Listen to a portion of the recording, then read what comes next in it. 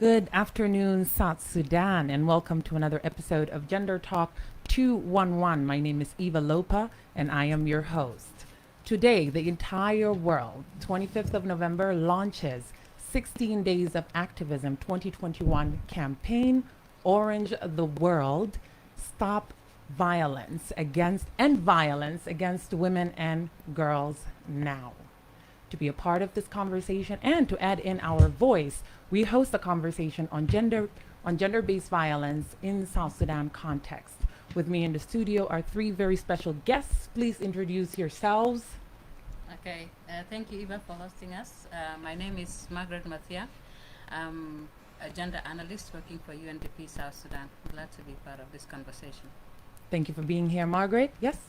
Thank you, Eva. My name is Kimberly Bays. I'm a Communications and Innovation Specialist at UNDP South Sudan. Thank you for being here.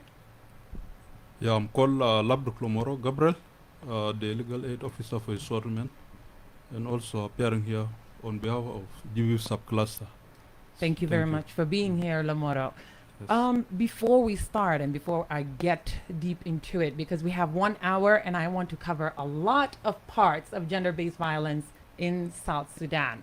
Margaret, do you mind giving us a bit of background or context to gender-based violence, to GBV in South Sudan in general? Yes. Thank you very much, Eva.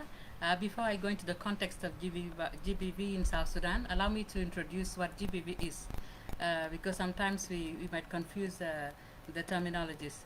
GBV refer to any act, harmful act, which is committed against an individual based on gender. In Arabic, we call it al-unf ضد النوع. So GBV can be committed against a woman or a girl, a man or a boy, because sometimes people forget the aspect of GBV towards the other gender, that's the male. GBV is also a human right issue, and it has serious health and protection implication. GBV also increases during situations of crisis, like during the war. We had reports of increased cases of gender-based violence. Sometimes people refer to it as being used as a weapon of war, unfortunately. And then also would like to highlight also that gender-based violence comes in different types. It can be emotional, it can also be physical, it can also be economical, sometimes denying somebody something that is closer, intentionally. It can also be considered as gender-based violence. We also have issues of early marriages and forced marriages, which are sometimes not considered as GBV, but they're also GBV, and also intimate partners, rape and things like that. So in short, this is what gender-based violence is. In South Sudan, gender-based violence is a big crisis, and it exists. Unfortunately, reports mention that 1 out of 3 persons in South Sudan has been subjected to sexual or gender or physical violence, which is serious. So beside the same being experienced all over the world, South Sudan is also a country which experienced a number of cases of gender-based violence. Thank you, Margaret. So in 2019, conversations happened surrounding gender-based violence in South Sudan, and as a result of that, the GBV court was planned to be established, which did happen last year, 2020. Lamora, I want to direct this to you. Since the establishment of the GBV court, how has the court been addressing GBV cases, let me say in Juba, since the court is established here? Yeah, thank you. GBV court was established in 2020 with an aim of prosecuting crimes related to gender-based violence. Since the court was established, first it has received over 600 cases, and few of them have been successfully tried by the court, and this year so far 48 cases have been handled by this court. This court has seen progress in addressing gender-based violence, specifically in Juba, because Juba has the biggest population of South Sudan, where most of the cases related to gender-based violence happen. Yeah. Is that a fact or an assumption that most cases occur in Juba? Because you find many GBV cases arise from the states, especially areas that are very remote, areas that are going through crisis, where they're unable to address GBV and they don't have courts that can address GBV. So it's actually on the rise. So, Yeah, thank you. Let me just differentiate between GBV and conflict-related violence. Yeah, since the crisis in South Sudan erupted in 2013, there have been very many cases of gender-based violence, and then conflict-related sexual violence. Yeah, when we go back to the states, and specifically those states which have been affected by the conflict, let me just take specifically Yei River County, in which there were so many conflict-related sexual violence cases that happened. And most of those cases were perpetrated by men in uniform. But when we talk of gender-based violence cases, gender-based violence cases can be perpetrated by men who are not in uniform. And in the states, they are happening. But when we look at Juba, even when we visit the police stations, the number of the cases that have been reporting, and still they are coming. And when you go also to the prison facility, the number of the persons accused of rape cases are very alarming. Yeah, that's why most of the cases happen in Juba, but we cannot neglect states. States also, there are cases happening there. But most of the cases, I think in some areas which are being hit mostly by the conflict, we can see that most of the cases of GBV also happen, but also cases of conflict-related sexual violence. understood. Thank you. Understood. This year's campaign, this year's 16 Days of Activism campaign, involves one of the most important components of it is accountability, right? We're looking for accountability because so many cases arise, so many cases are reported, and then you find the perpetrators are not tried, or they end up getting off free off of a crime that they've committed. So I want to go back to when you said about 600 cases have been reported to the GBV court. More than 600 cases, and only 48 have been. This year, I'm talking about only this year. This year alone. Okay. Yeah. Overall, more than 600 cases Yes. have been reported. This year alone, 48 cases Yes. have been processed, so let me say tried. Yeah.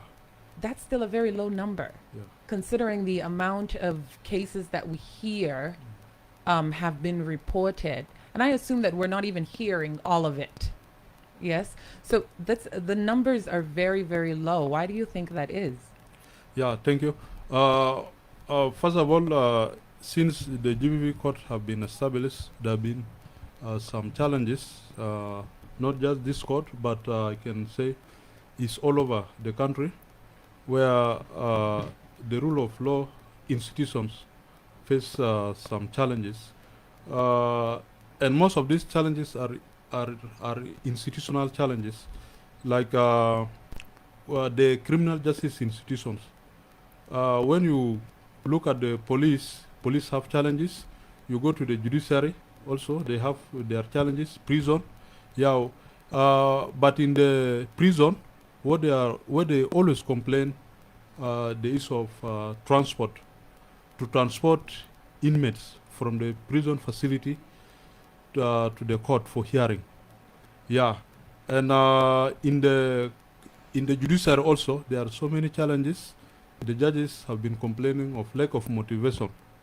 I think the Chief Justice in the roundtable discussion held by UNDP, UNHCR, yeah, highlighted on so many of these challenges facing the judiciary across the country, and even the personnel, the human resource within the judiciary system is also very low compared to the number of the cases. South Sudan has less than 200 judges all over the country. And look at the population of the country. Yeah, the population is very big and the number of the judges are very few. That's why most of the cases are not tried, and sometimes the overcrowdedness in the prison facility also sometimes can lead to the deprivation of the rights of the victims.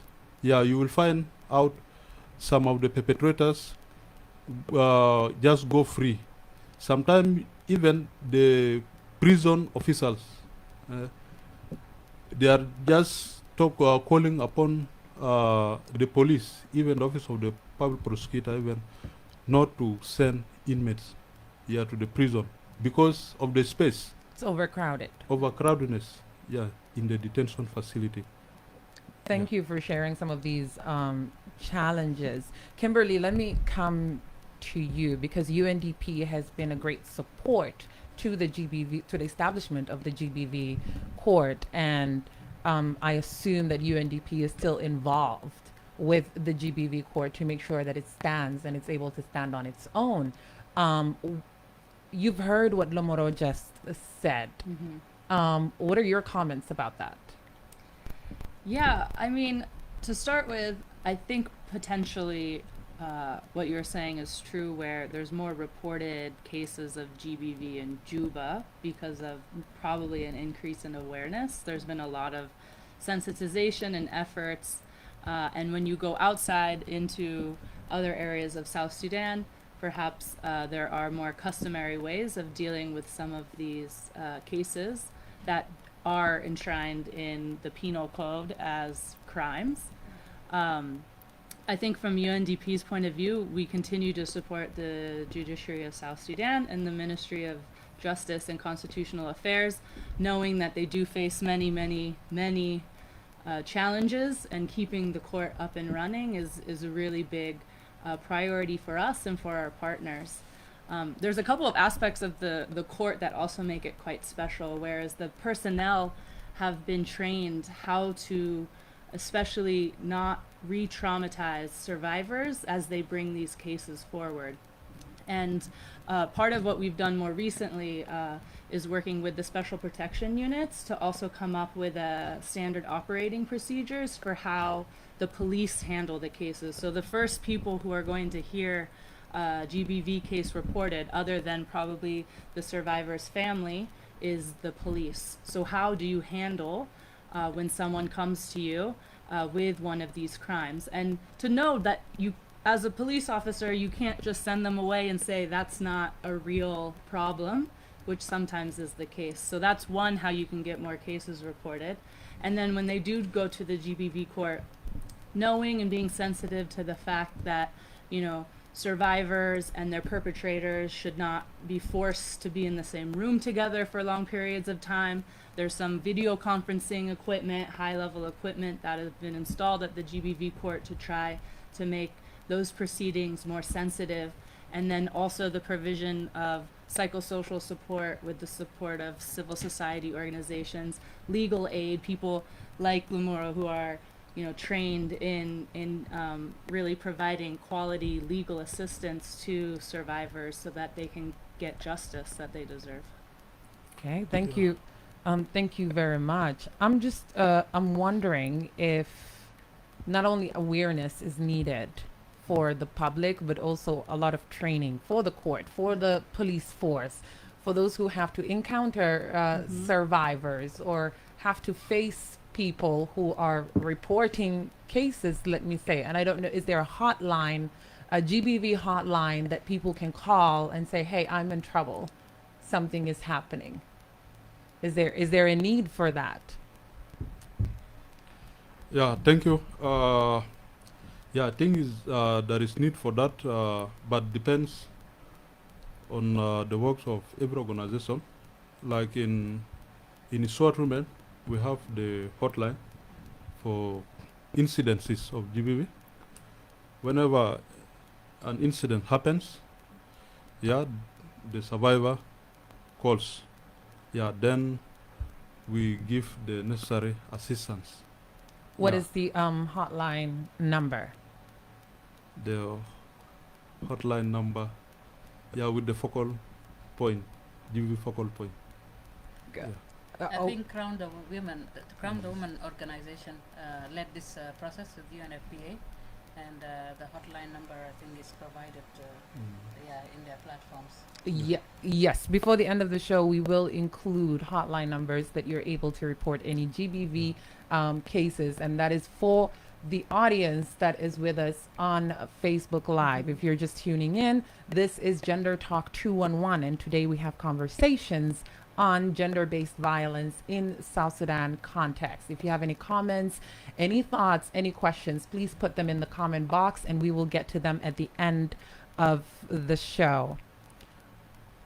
Kimberly, I want to come back to you. UNDP has the Accelerators Lab, Exploration Department, and so much that has to do with technology and being swift and being quick. And it seems to be something that we need to tap into, including within incidents that have to do with GBV, where someone is in trouble and they quickly need help.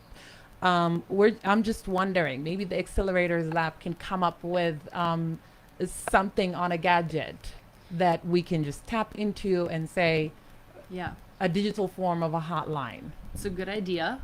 I think I just want to say I think most of the special protection units in the states, I think there's more than 8 of them, do have hotlines or have phone numbers that work locally.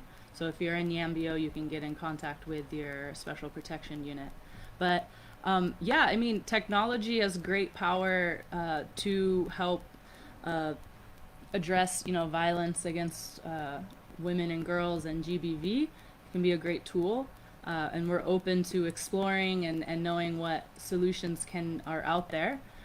We worked on a Youth Innovation Challenge mobile app earlier this year. You would know, you helped Yes. us. You helped us award the winner. Yes. And it was an app called Alert Me, and this was run through our project Peace and Community Cohesion.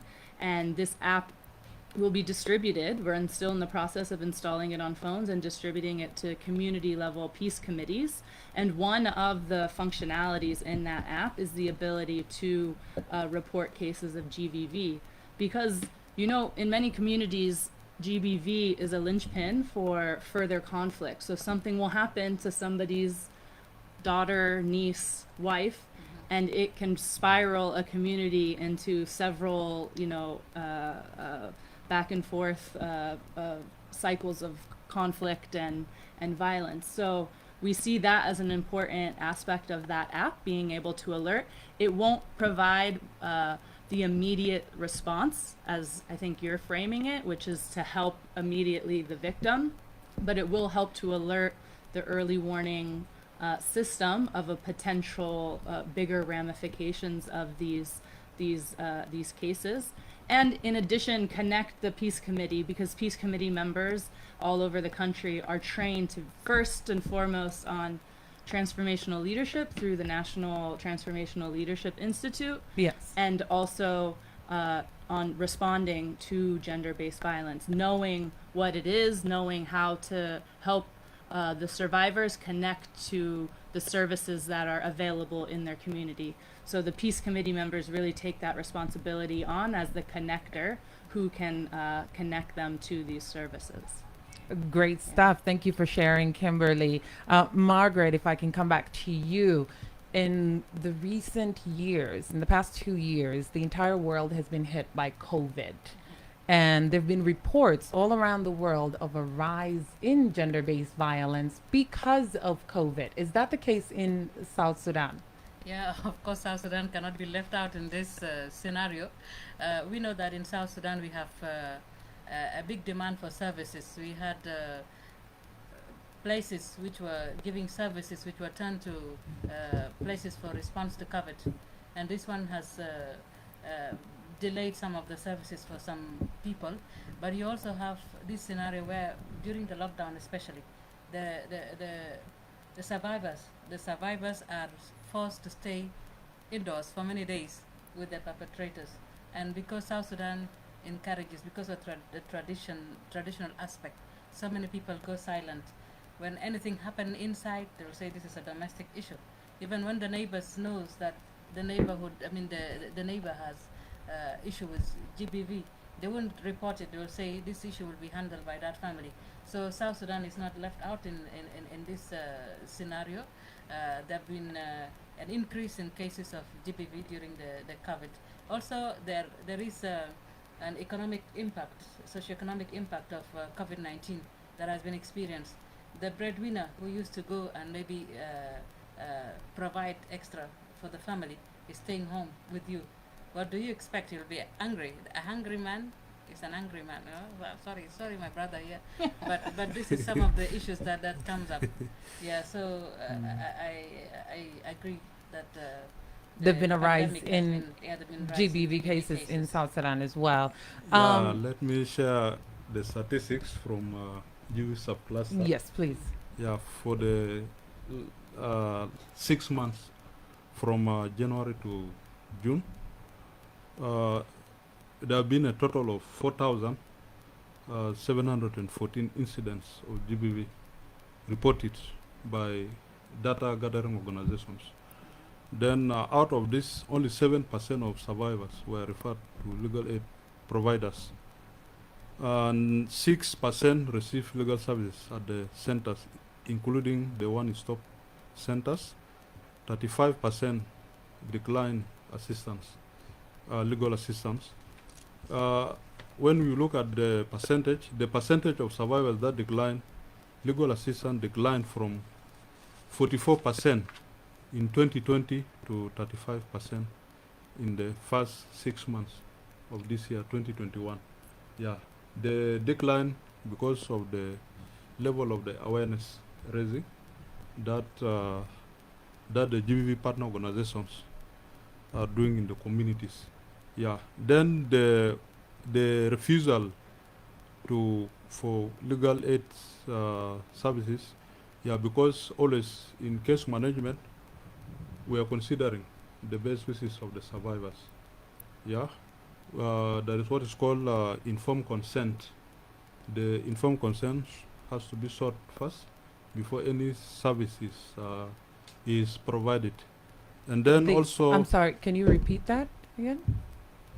The informed consent. Informed consent. Mm-hmm. Yeah, I'm saying the informed consent is always sought according to the wishes of the survivor. If the survivor wishes to continue to access the services, then he or she signs the consent form, yeah, declaring that he or she is seeking legal assistance. Yeah, then there are other factors also where survivors sometimes decline from legal services. Sometimes this is of perpetrators retaliating. Yeah, it is very common in South Sudan. Like in some of the states within South Sudan, when one of the family members commits an offense, then the whole family of that perpetrator is in danger. Yeah, there is always revenge or retaliation. And sometimes you see them running to the police station for protection. Yeah, this issue of retaliation sometimes can make survivors to decline services. Yeah, and then some of the negative cultural norms also, and also ignorance sometimes about the laws, yeah, can lead to decline. I'm glad you mentioned this because I was going to ask about domestic violence because it's a very common form of gender-based violence that South Sudanese go through. For example, you are in the home of the perpetrator, or you share a home. Yeah. How do you now move forward with a case? And let's say you do move forward with a case. Yeah. How now does the system protect the survivor? Yeah, now this issue of safe homes come in. When dealing with such cases of domestic violence, first we need to take the guiding principle. One of the principles is the principle of confidentiality. Yeah, that is very, very important for every survivor to access services. Yeah, in such scenario, first we involve the other stakeholders like police.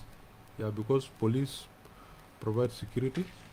Police even can arrest the perpetrator. It just depends on the nature of the case.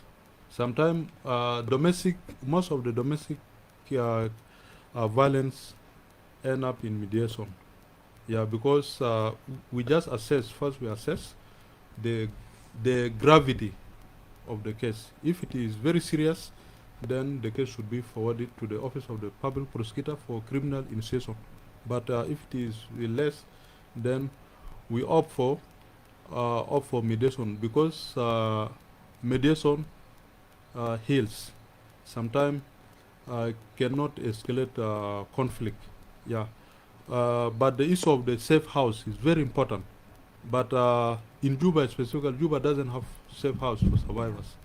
Yeah, Can that I is speak on that? Because thank you. just at the governor's forum this week, the Ministry of Gender, the undersecretary, gave an update to the governors and mentioned the only safe house actually in South Sudan functioning right now is in Torres. Yes, yes. So there's only one. one. And I've seen it in other places, both in Yambio and in Bor, where the survivor themselves is the one who's kept at the police station. You would think that they're under arrest, but it's more safe for them to stay at the police station, where the police effectively end up guarding them from either the family or someone trying to cause them harm for bringing forth a case. And it's quite, I mean, it's quite depressing.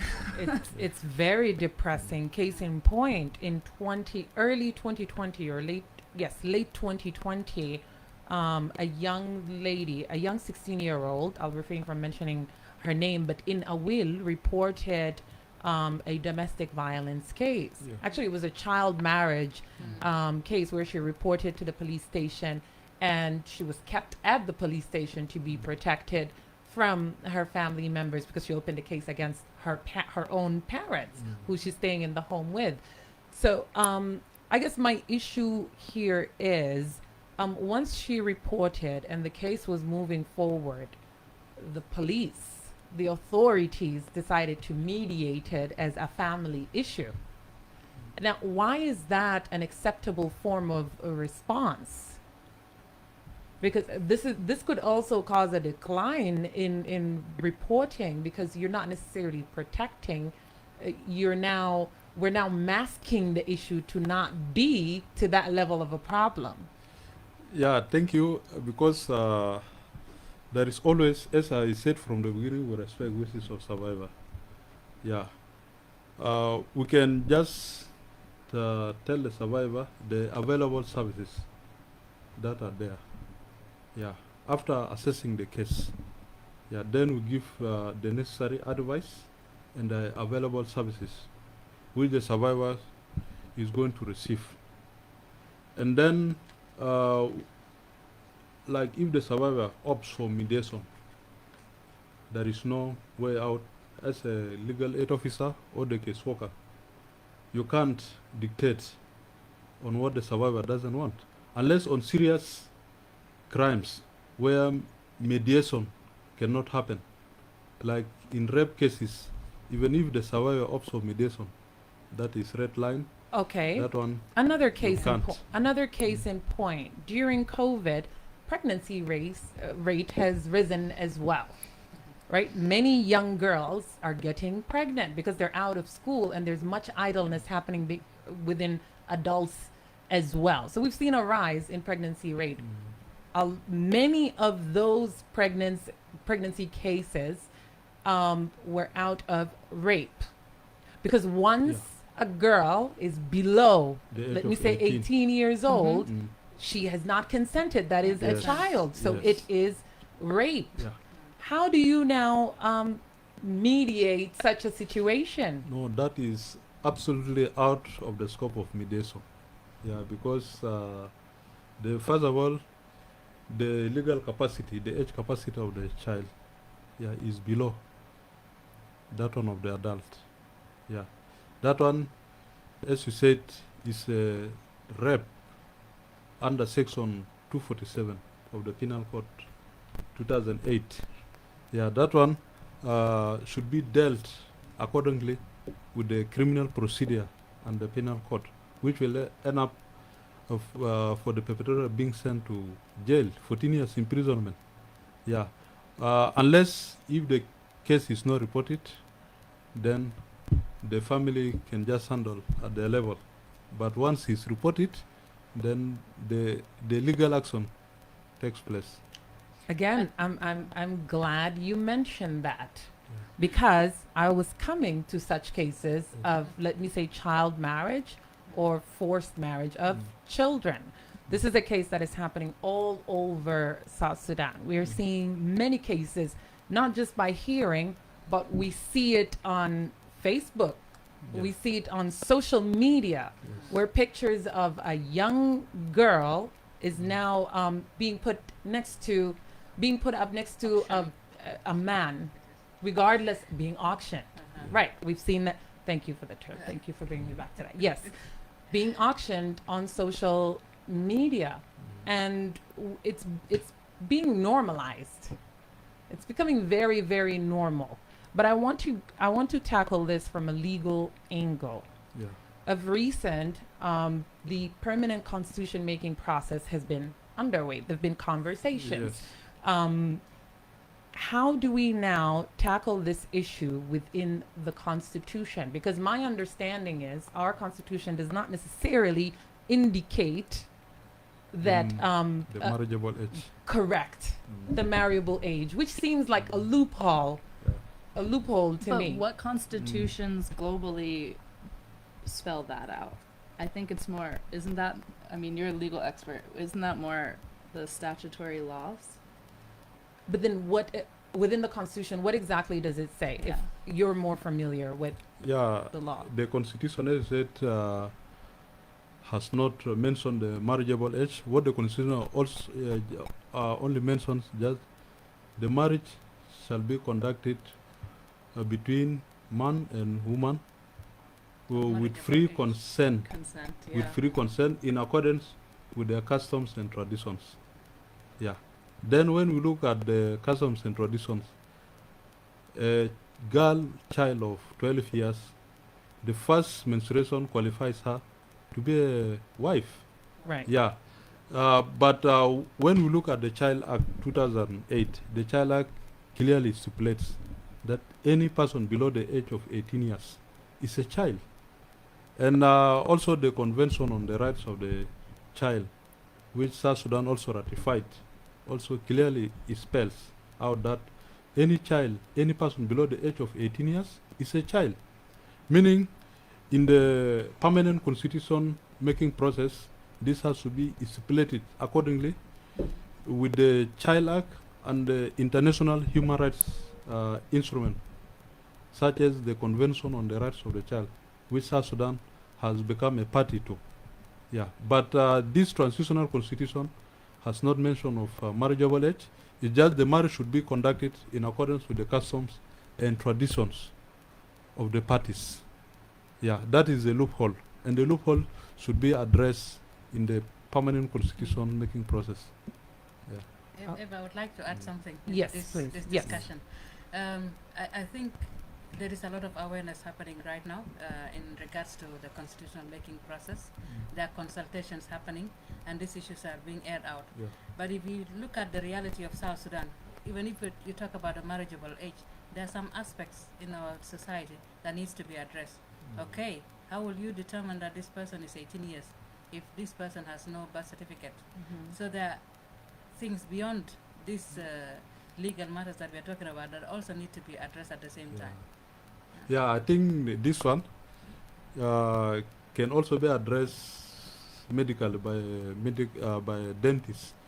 I think it happened in one of the case where a child of under 18 years got pregnant, and we could not even ascertain the age.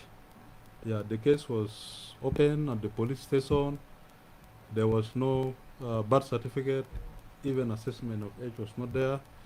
What we did, we just took the girl to a dentist at the Juba Teaching Hospital, where the dentist assess.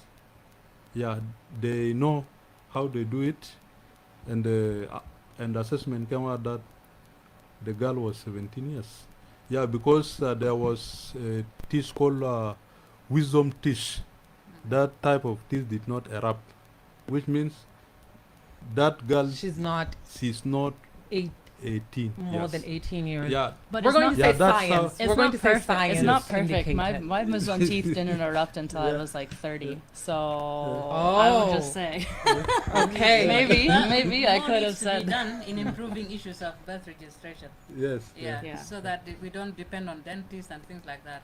We should have Then Birth this registration. traditional birth attendants should be discouraged, and now this one needs more health facilities to be taken to the grassroots. Yeah, because women at the grassroots don't have access to the health facility, and the statistics says that only 10% of South Sudan have acquired birth certificate and nationality. Imagine 10%. Yeah. Yeah. I think also to your point about awareness and the story of the girl in a wheel. I know of another story of a girl in a wheel more recently whose family was trying to force her to accept hand in marriage, and she's fortunate. She lives in a wheel. There's an SPU there, and she knew about the SPU. She had heard about it. So she went and she explained her problem, and they were able to help her mediate with her family prior to the marriage taking place.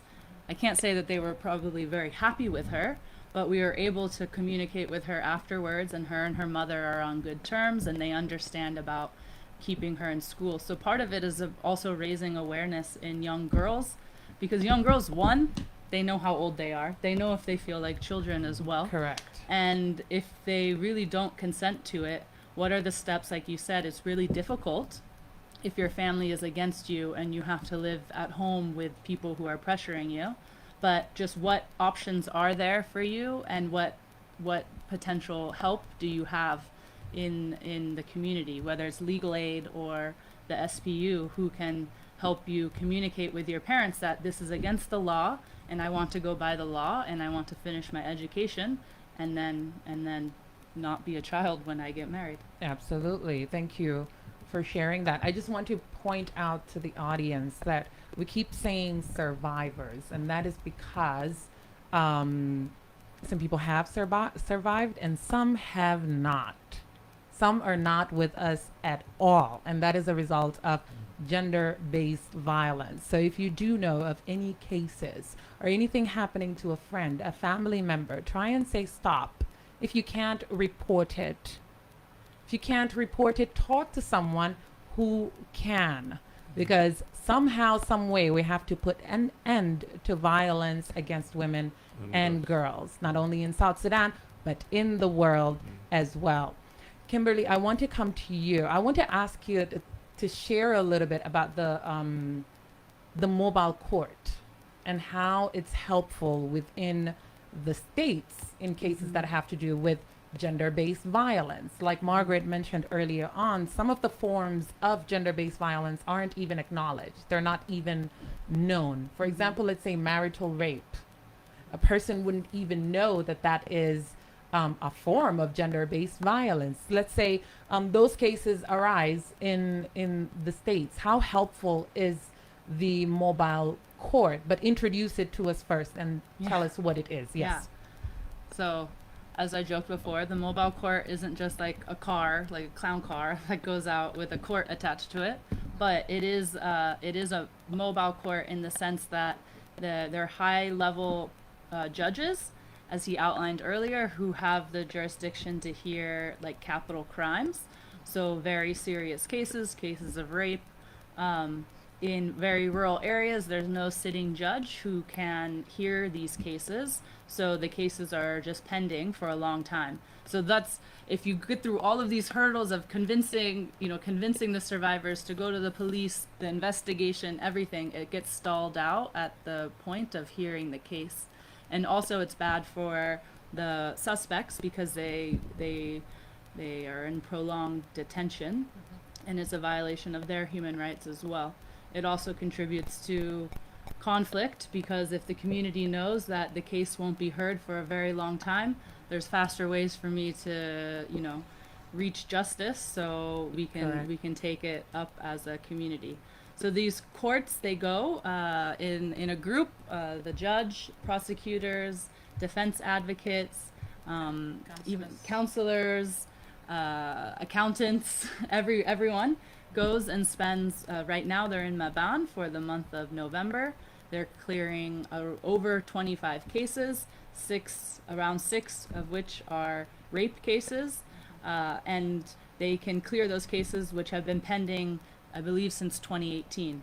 So over, I think, 20 mobile courts have deployed around the country.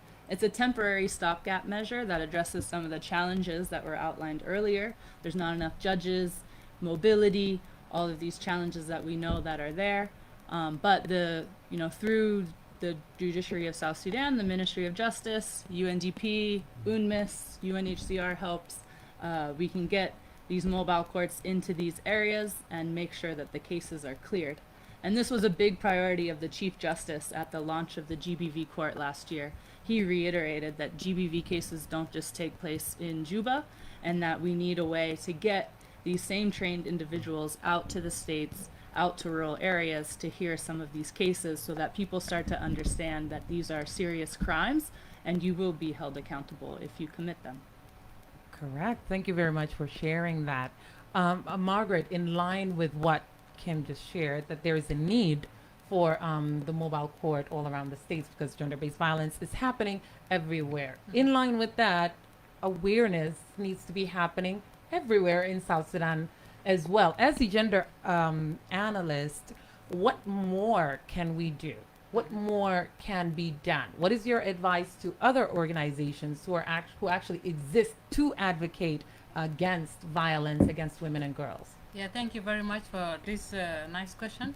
There are many agencies working in prevention and protection and even addressing response to GBV as an issue.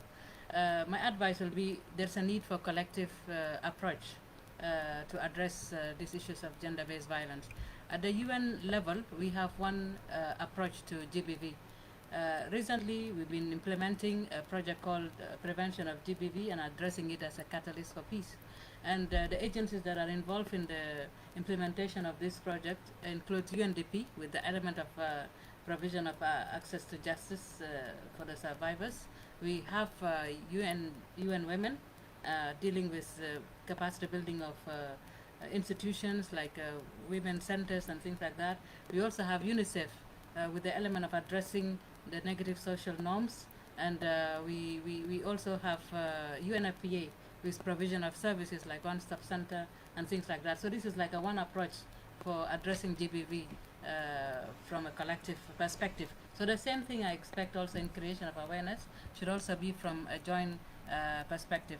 For instance, there was a question that you addressed to Lomoro on the state level, yes, and the issue of lack of maybe a special GBV court.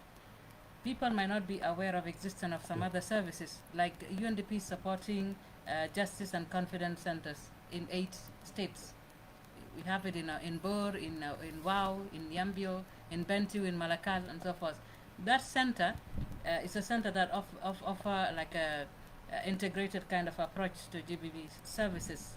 Counseling is there, provision of legal services is there, and so forth. And And also sometimes referral pathway is also they're guided where to go. So in creation of awareness, it's also good for people to know where can they get help, beside maybe the mobile call that does not come to the area most often. Yes, since you're available in the States, UNDP that is, and they have many forms, many ways that they can help survivors through. Maybe immediately after the show, you can share a few links that we can share also with the audience online, who I can see are asking of how to get help on digital forms of GBV. I was coming to that. Give me a minute. I want to talk about that. Yes, I'm definitely coming to that. But before we go into that, let me read a few comments. From my observation, gender-based violence had been chiefly triggered by the economic hardship in the country. Men are finding responsibility burdensome, and to ease it, they tend to create problems at home just to force their wives away and set them free. GBV is rampant these days than before. Lomoro, you're the only man in the house, so I'm going to, I want to hear your comments about that. Do you feel stressed out? The comment or question? It was a comment, it was a Okay. statement. Can you repeat? Maybe you didn't get Yeah. it. Okay, so it says, from my observation, gender-based violence had been chiefly triggered by the economic hardship in the country. Men are finding responsibility burdensome.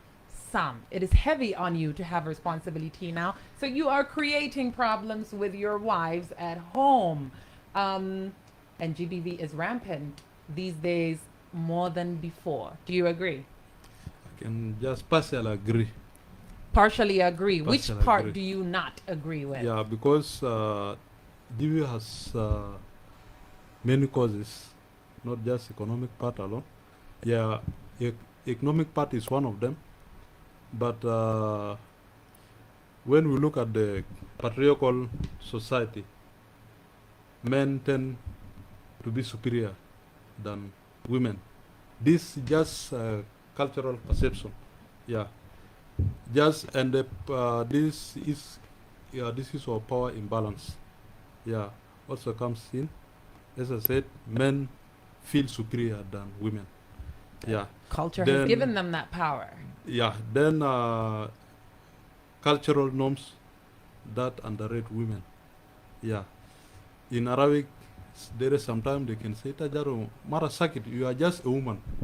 That Correct. word, just a woman, Mara Sakit, what does it mean? That is underrating women and girls. And also, the way we socialize our children also matters. At home, boys are favored more than girls. That one create gender-based violence. Yeah, meaning the mindset is instilled in boys that they are more important than girls. Correct. Yeah. That they are superior Eva. to women or to girls. Yes, Yeah, Margaret. While he was talking, I was thinking about a book which was written recently by a certain young lady who came from Canada and launched a book at Juba University. The title is What a Godly Privilege to be Born a Man. And it talks about these privileges that you are talking Yes. about. Yeah, but coming to that question, like I go back to my statement of an angry man is a hungry man is an angry man. You talk about the economic pressures that comes if they contribute to increased gender-based violence at home. I think people have this culture of keeping quiet and not talking about issues. So if men and women start talking to each other, talk to your madam, Yeah. ask her, this condition, this situation is bad. What are we going to do? How are we going to solve this issue together? Not like a wife coming and nagging, is there a man in this house really? How can we stay for 2 days without having like 3 meals a day or things like that? But the encouraging culture of men and women working together to solve issues, I think can solve so many issues among us. In the Yeah, society. and also in some societies, men don't allow their wives to work, to go out and work. Yeah, and the responsibility just being left on the man. If we can change like our mindsets to allow women to be empowered also, women to go out and work, because work is earning. When you work, you earn money, and when a man earns and a woman also earns, the responsibility in the house becomes very easy. They share the burden of the responsibility. But you as a man, you don't want your wife to go out and work. The wives there should be like a housemaid. How do you expect? You, the man, you have to provide everything. And men always tend to neglect the responsibility of the wives in the house also. This taking care of the kids, washing clothes, cooking, this part of the work. Yeah, we need to appreciate that one also. Not just like you are the man, you go out, you get money, that you are now the breadwinner in the house. Forgetting also the part of the work being done by the woman. Yes. Yeah. Thank you for sharing. Before I go into digital forms of gender-based violence, I want to put this as a reminder that there is no excuse. Regardless of what is happening in your life, in your marriage, in your relationship, in school, regardless of where you are and what is happening, gender-based violence should not be happening to you. You should not be experiencing that.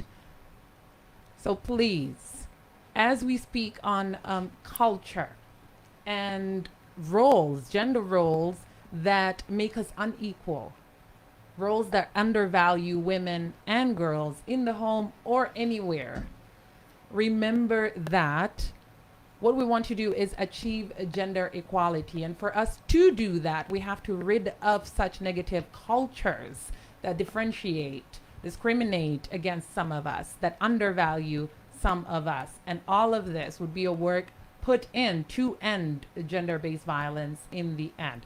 But all in all, there is no excuse. Nothing excuses any act of gender-based violence. Yes, Kimberly, we get to the last part of the show, which is digital forms of gender-based violence. Of recent, we're seeing a rise in that. Yeah. Is there any in your comments yet?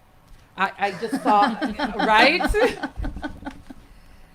Right. We're seeing so many cases that people aren't even realizing that that is a form of gender-based violence. Yes, we're seeing the bullying, but we're also seeing the new form of revenge porn, which is happening to many people, to a lot of people. I want to hear your comments on that. And then I also want to hear from you, Lomoro. Where have we reached with GBV cyber laws, let me say? Yeah. Yes? So yes, Kimberly, go ahead. Yeah, so as I said earlier, technology can be very helpful in fighting against GBV, fighting for gender equality and preventing violence against women and girls. But just as we've always seen technology have a positive impact on our lives, it can also have negative ramifications. I'm thinking specific to South Sudan, right? There's an issue of online hate speech in the past, current, and during COVID-19, UNDP, we teamed up with Defy Hate Now and other active social media and internet influencers, journalists, media houses to combat some of the misinformation and disinformation that goes into rumors. And this is about an issue, right? But it's not just limited to COVID-19. When it takes on a form, as Margaret explained the definition of GBV earlier, where you're attacking somebody because of their personal characteristics, particularly their gender or their opinions, or and you're using coercive tactics such as harassment, even online leaking pictures, doxing somebody, leaking their personal information. You are putting somebody in danger. You're having a psychological toll on them, and you can have, this can turn into offline violence as well. So it's a real issue. And on the topic of revenge porn, it's actually highly relevant to me. A young congresswoman where I'm from lost her seat in Congress because she went through a divorce and her ex-husband leaked nude photos of her. And that was enough to cause her shame and to cause her political issues where she needed to resign from her post. But in South Sudan, as we move towards more internet penetration And as we tried to hold up this Article 16 of the transitional constitution, and we hope that it will be the permanent constitution, where women should be afforded just as equal rights as men to be in public space, you're going to have people who don't agree with that and will do things that are gender-based, they're technologically enabled gender-based violence to try to intimidate or prevent women and girls from participating in public space. So yeah, I think it's highly relevant, and it's happening already in South Sudan. I've seen it on some of the pages and Yes. some of the interactions, and people should be aware that it's not okay. And if it is happening to you, you know, how to take action. Unfortunately, I don't think that there's any GBV cyber laws currently in South Sudan. That's an emerging issue that needs advocacy. I think the National Communication Authority, also teaming up with the Safety-Com South Sudan, is starting to get some of the word out about how to protect yourself online. And that could help women and girls just from being more educated on what information's out there, who they should trust, who messages them, and you give your info to. Some of these basics, a lot of people in South Sudan, because they haven't been online before, they don't know how to navigate those questions or to make those judgment calls. But as it expands, we would look towards them and towards the Ministry of Information, Communication, and ICT to really start passing some of these laws that will actually criminalize online sexual harassment, leaking your information that you didn't want out there. We've seen online people take photos of the information page of someone's passport, and they think it's okay to post in conversations, and that is called doxing somebody. And if you do that also with a malicious intent for anybody, that's should be a crime. But also if you do it specifically because you're targeting a woman, a journalist, an activist, a politician, when you start to target based on gender, you are committing GBV. Correct. We've seen much of it happening, and we need more awareness, I guess, or cyber security, cyber safety awareness of some sort needs to happen specifically on GBV. And when a person is targeted because of their gender online, how do we create more awareness online on digital forms of GBV? How can UNDP do that? I think we need a program, and if any partners are listening, we're open to discuss those who are interested in creating safer spaces. I think one of the interesting parts of working with Defy Hate Now and 211 Check, which came from the trainings around fact checking, was this correlation in South Sudan with like online and offline. So internet is still not does not have high penetration, but word of mouth is still the most popular form of information sharing.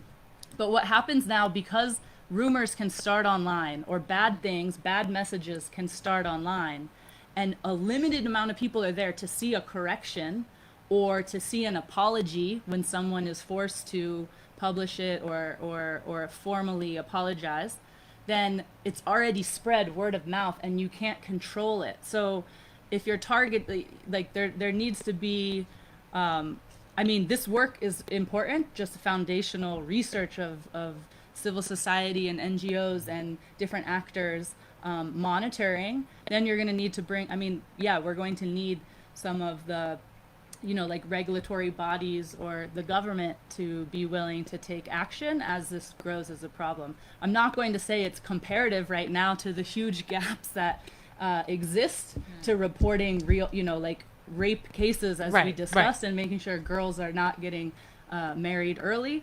But it is an emerging issue that's just going to grow. And I think about young South Sudanese women who are going to be the politicians in 10, 15 years. And we face the same problem where I'm from, which is just how are any of us going to have the confidence to put ourselves out there and stand and run for office and to take up the 35%, if in the back of our mind we're trying to think of every single Snapchat I've ever sent somebody ever, and every single message, and if any of that's going to come back and haunt me or be leaked, with no repercussions for the fact like that somebody went out there and did that. And it Right. also, I mean, I can't imagine what's happening in people's DMs either, or on Facebook. If you have politely tried to tell somebody that you're not interested, but your Facebook shows where you work and where you live, and this person comes and finds you and is also harassing you in person, like there's so many layers to it that it will need to be taken up, and it will eventually make it into some sort of legal I code. have one advice that can probably help. Yeah. It's just one line. Trust no one. Which camera am I? Trust nobody. Don't send nothing. Yes. Yeah. Yes, Lomar. Let me add, and quoting the resolution of the UN Human Rights Council, calling on the promotion, protection, and enjoyment of human rights on the internet. Yeah. Here, that the rights people have offline should also be protected online. Yeah. This necessarily should include the rights of women to be protected from online forms of gender-based violence. Yeah. In South Sudan, we have this legal vacuum of GBV cyber law, and the constitution has only one provision there talking on the rights to privacy. Yeah, is there, but that one is not enough to fight on online violence against women and girls circulating on the social media. Yeah, this vacuum should be addressed by the legislation, and the legislation should be passed by the parliament. Yeah, so that to regulate the media platforms in South Sudan, being it Facebook, Instagram, and so forth, yeah, should be regulated. Yeah, should not just be issue of media laws, should not be issue of cyber crime, but should include GBV cyber law to protect women against all forms of violence on the social media. Yeah, I see it is now becoming a crisis, has become a crisis. Absolutely. Yeah, Absolutely. where youths are indulging themselves on all sort of violence against women on the social media, Correct. and which is against their human rights. Yeah.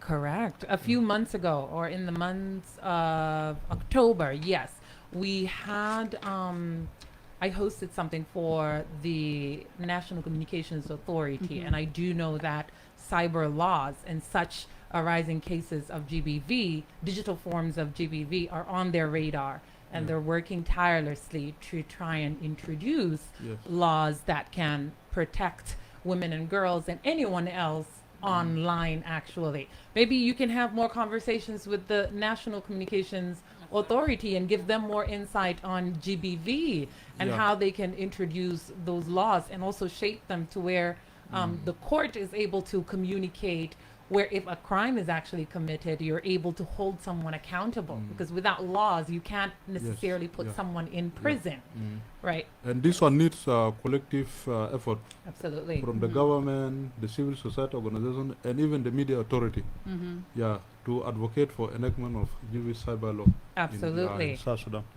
Thank you so much, Margaret, Kimberly, and Lomoro, for coming in today and giving us so much insight on what is happening in South Sudan context surrounding gender-based violence. I appreciate you coming here, and I look forward to having more conversations with you in the future. So many promises have been made here today. So many things have been said, and I am one person that is known to always go back and look at what was said and come back and ask about it again. So I suggest you work on those, and maybe next month. Okay, fine, January. We'll say January. I'll Next give a year. call and let's get an update of how things are going, how we're doing with the awareness campaigns, and speeding up also the process of more cases and holding perpetrators accountable in the future. Thank you very much for being here, and thank you so much to the audience for tuning in, for your comments, your thoughts. We always go through them, but we don't have enough time to go through everything. So if there's time, I'll go into the comments and respond to you one by one right after the show. Do not forget that Saturday 27th, we will be hosting Orange, South Sudan by Gender Talk 211 at the Babab House, 2 p.m. to 5 p.m. You are most welcome. We have a photo exhibit. We've got articles. We've got poetry. And we can't wait to actually see you. So drive safe and get home early. Have a good night.